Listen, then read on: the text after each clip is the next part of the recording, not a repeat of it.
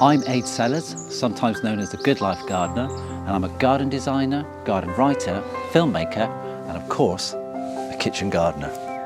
From an early age, I was introduced to gardening through my dad, who had an allotment. But because he often had to work 6-7 days a week, he didn't have the most conventional gardening habits. At the end of a day, when people are coming home from the allotment, Dad would be finishing work and heading down there with a spade in one hand and a torch in the other, planting his potatoes under the cover of darkness, getting home way beyond my bedtime. However, I guess gardening didn't really get hold of me until my wife Sophie and I bought our first home together that I picked up the gardening spade.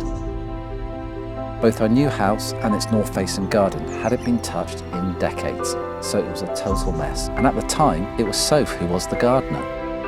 But not long into the renovation, she got a job abroad for a few months, and so the baton was passed over to me. It was a baptism of fire, and I was left to create, make mistakes, and wonderful discoveries. Gardening had truly got hold of me, and it kind of changed my life forever. We then took on an allotment. That doubled in size. In the next couple of years, I got my RHS qualifications, and by 2018, after 20 years of living in London, we decided we wanted a whole new life. Gardening had become much more than a hobby, more than a passion. So we packed up our bags, shipped out of London, and we set up home here in rural Suffolk. We stumbled upon this place and we fell in love with it, but it was a blank canvas. This garden had nothing, and I thought I could do something special here. I wanted to create a garden that people could relate to. You know, whether you have acres of land, whether you have a patio, a balcony, even a few containers, you could take ideas from this kitchen garden and plonk them down into your gardening space.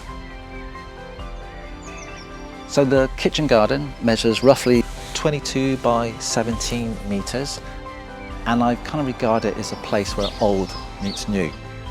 And what I mean by that, in the centre of the kitchen garden, you've got very traditional looking raised beds, you know, the wooden sleepers, and surrounding them is slightly more modern raised beds, which are all made of metal, where behind me I've got a black greenhouse and a black shed. So old meets new, and I thought that was kind of a good foundation. Then I could build on it and take my gardening journey forward. It's still early in the garden season, which is a really exciting time, you know. The beds have been primed and ready to go, and they're all no-dig and peat-free. In the greenhouse, it's full of young seedlings and plants, which are itching to get outside. But that's the thing about this kitchen garden, there's always something growing in it, 12 months of the year. In the summer, you cannot move. This place is packed with plants, vegetables, fruit, herbs, and that's great. I wouldn't have it any other way. But there's no more space to grow out. So my thinking is if you can't grow out, you grow up. And so you use structures, you know, trellises, arches, obelisks, just for that extra bit of growing space.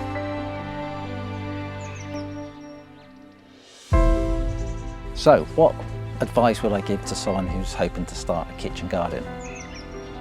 You're going to make mistakes, and so you should, and that's fine. Make those mistakes. You've got to make those mistakes because that's how you learn. And quite often through mistakes, you make these weird and wonderful discoveries. You know, whether you garden 7 days a week, one weekend every 6 months, whether it's on an acre of land or just a few containers, you're still a gardener and you're doing something positive. You're doing something positive for you and your family, and I think that's the important thing.